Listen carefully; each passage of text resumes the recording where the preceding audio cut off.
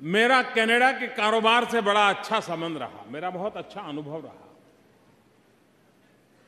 मैं गुजरात में मुख्यमंत्री रहा कई वर्षों तक, और मुख्यमंत्री के कालखंड में मैं एक वाइब्रेंट गुजरात इन्वेस्टर समिट करता था। 2003 में पहली बार किया, पूरी कल्पना नहीं थी, और मैं आज गर्व से कहता हूं कि कनाडा वो देश है जो 2003 से गुजरात का पार्टनर कंट्री बना। एक डेवलप कंट्री के लिए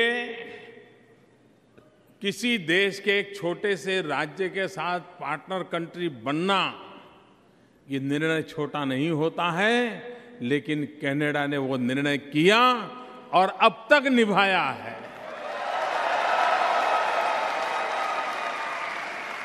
मैं इसके लिए कनाडा का बहुत बहुत आभारी हूं।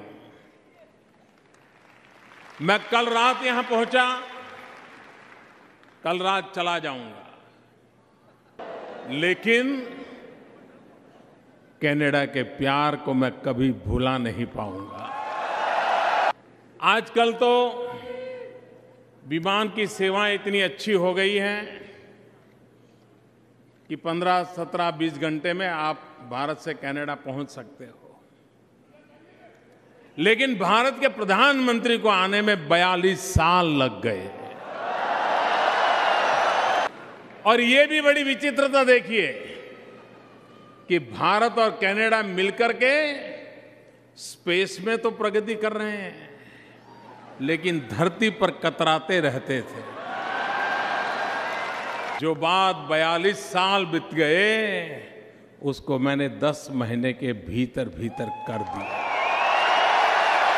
क्योंकि मैं जानता हूं भारत की शक्ति और भारत की आवश्यकता,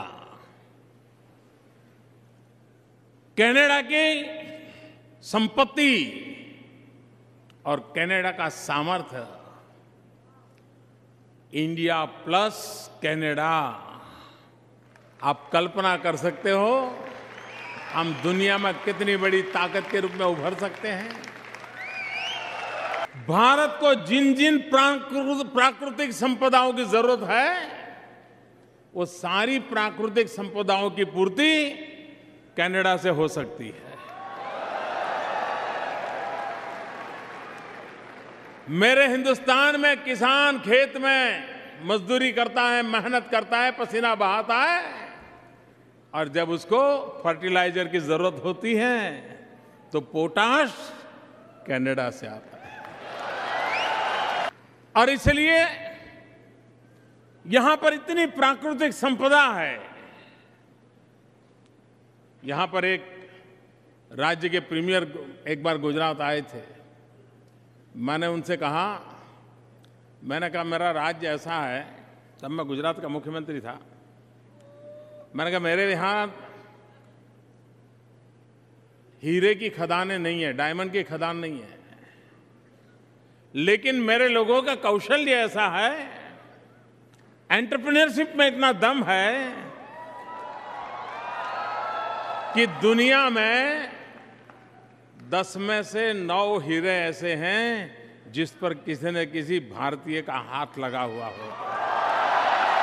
उनको मैंने कहा, आपके पास हीरे की खदानें हैं, कच्चा हीरा मुझे दे दीजिए, मैं आपको मूल्य वृद्धि करके वापस लौटा दूंगा। और आपके कच्चे हीरे पर हिंदुस्तान के पसीने की महक दुनिया में आपकी ताकत को 4 गुना बढ़ा देगी। ये सामर्थ्य है 2 देशों में। इन सामर्थ्य को जोड़ने का एक नया युग आज प्रारंभ हुआ है। आज जो हमने निर्णय किए हैं, मिल बैठ करके खुल करके बातें हुई हैं और एक मित्रतापूर्ण माहौल में हुई है। एक दूसरे को समझने में अब हमें कोई तकलीफ नहीं है।